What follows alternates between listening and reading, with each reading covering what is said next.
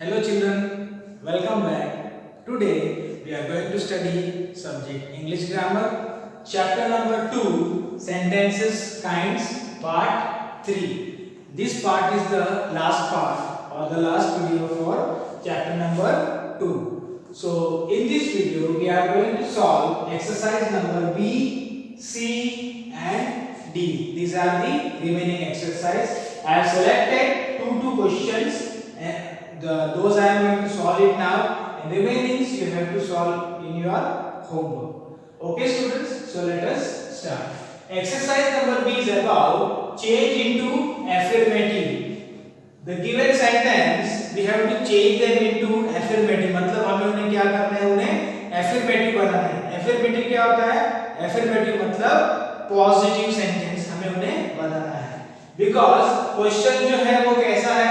It is in negative form. आपको not दिखता है यहाँ पर, ठीक है. It is a negative form, so we have to change it into positive. कैसे पॉजिटिव बनाएंगे? हमें नॉट हटाना है बस, दैट्स ऑल, ठीक है. एंड हेल्प के लिए मैंने यहाँ पर स्ट्रक्चर लिखा है, ये स्ट्रक्चर आप फॉलो कर सकते हो. Structure is first come the subject, then the helping verb, main verb and other verbs, full stop. ये स्ट्रक्चर है, ठीक है. कुछ सेंटेंस में होता है जहां पर हेल्पिंग वर्ब नहीं भी आते हैं, ठीक है. कुछ सेंटेंस में ऐसा होता है जहां पर हेल्पिंग वर्ब आएंगे लेकिन वहां पर मेन वर्ब नहीं आएगा, ऐसा भी होता है. और कुछ सेंटेंस में दोनों चीजें आती है, याद रखना.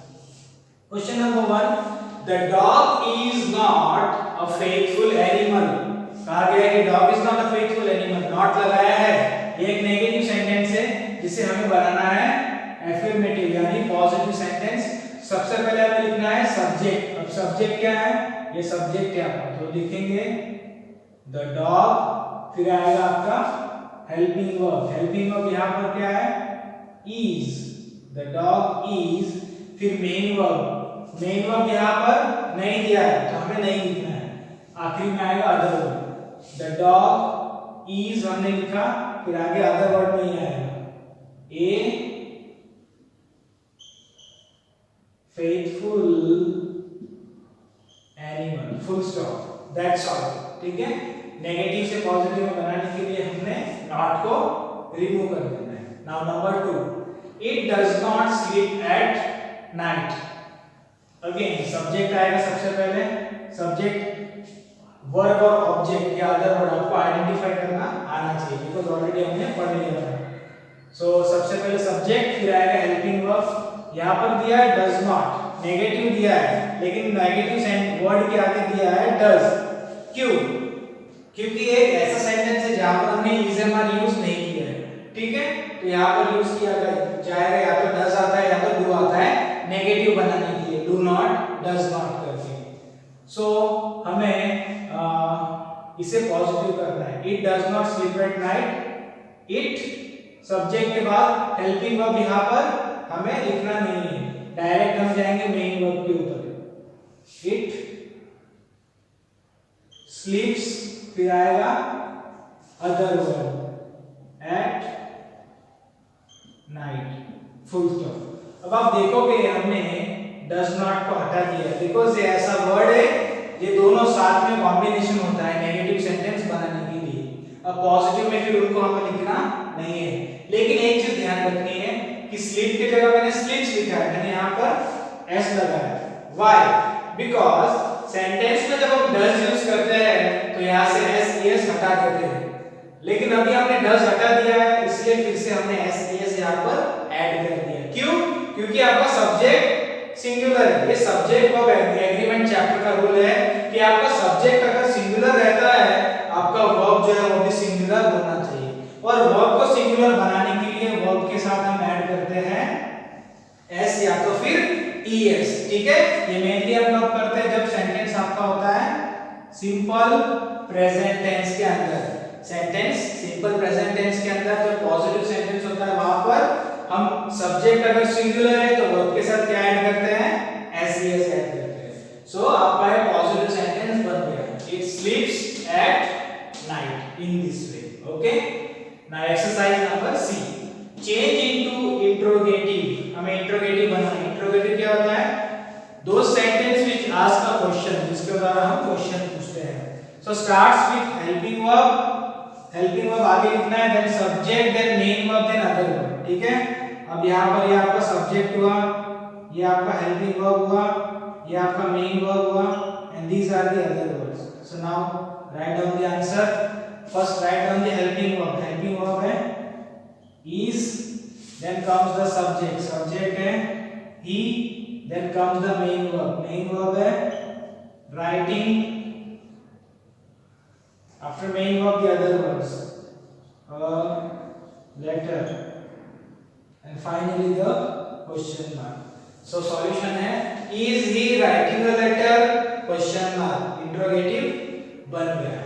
Now question number 2, the baby was crying, ठीक है, the baby was crying, again we have to make interrogative। तो सबसे पहले हेल्पिंग वर्ब आएगा, हेल्पिंग वर्ब यहाँ पर है was, तो लिखेंगे was, then comes the subject, subject शुरुआत में है आपका the baby, then main verb and other verb, was the baby, ये main verb है आपका crying, crying, और यहाँ पर अदर वर्ड में कुछ बचा ही नहीं, तो नहीं आएगा, ठीक है।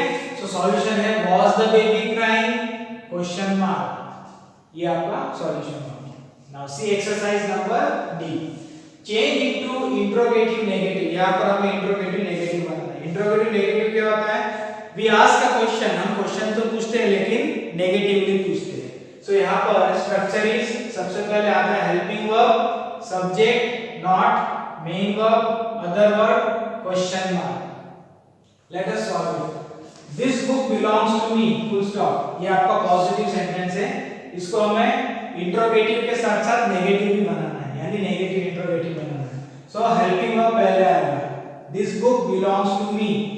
ओके, जैसे हमने देखा था यहाँ पर सेंटेंस में नेगेटिव बनाने के लिए does not या do not यूज करते हैं, उसी तरह अगर आपके सेंटेंस में हेल्पिंग वर्ब नहीं होता है, यहाँ पर दिया ही नहीं है हेल्पिंग वर्ब, तो in that situation we use the word do or does, ठीक है, इंट्रोगेटिव बनाने के लिए। उसी तरह नेगेटिव में भी हम यूज कर सकते हैं अगर हेल्पिंग वर्ब दिया नहीं है तो।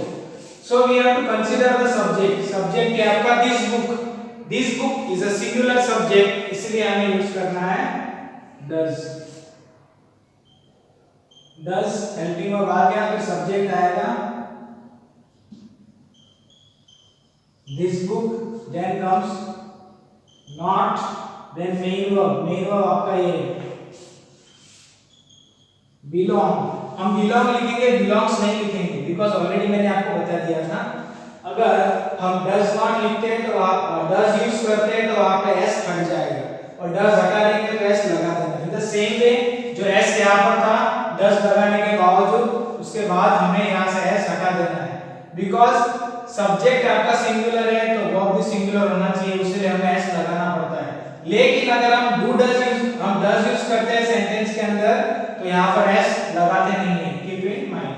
सो does this book, not, main verb belong, other word to me, and question mark। So solution is does this book not belong to me, question mark। Okay, now number 2, it has many pages। Again यहाँ पर हमें use करना है does again, does, then comes subject, subject है आपका it, does it, फिर आएगा not, not, फिर आएगा main verb। यहाँ पर main verb नहीं दिया है, so has को हम main verb के तौर पे यूज करके चेंज करेंगे और have लिखेंगे।